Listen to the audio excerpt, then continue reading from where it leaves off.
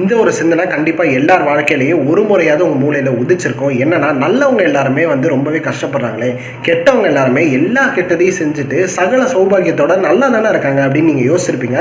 அதுக்கு வந்து பார்த்தீங்கன்னா கண்ணதாசன் அவர்கள் ரொம்பவே ஆழமாக, ரொம்ப அர்த்தமாக, ரொம்ப மீனிங்ஃபுல்லாக வந்து பார்த்தீங்கன்னா அவரோட புத்தகத்தில் அவரோட உண்மையான லைஃப் எக்ஸ்பீரியன்ஸை குறிப்பிட்டிருக்காரு. என்னன்னா, அவர் ஜெயிலில் இருந்த காலகட்டத்தில் 3 கைதிகளை வந்து பார்க்குறாரு.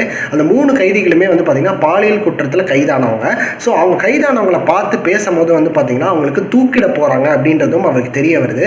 அதில் வந்து பார்த்தீங்கன்னா 2 பேர் வந்து பயங்கரமாக அழுதுட்டு இருக்காங்க. இன்னொருத்தவர் வந்து பார்த்தீங்கன்னா ரொம்பவே சைலண்ட்டாக அமைதியாக இருக்காரு.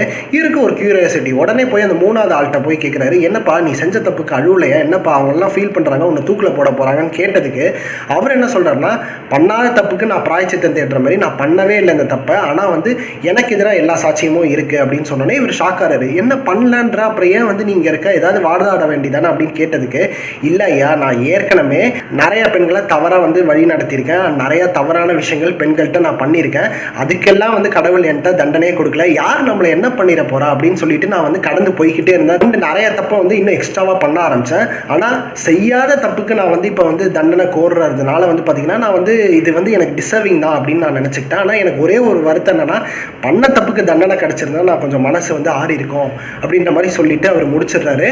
அண்டு இவங்க 3 பேருக்கு தூக்கம் வந்து பார்த்தீங்கன்னா இடப்படுது.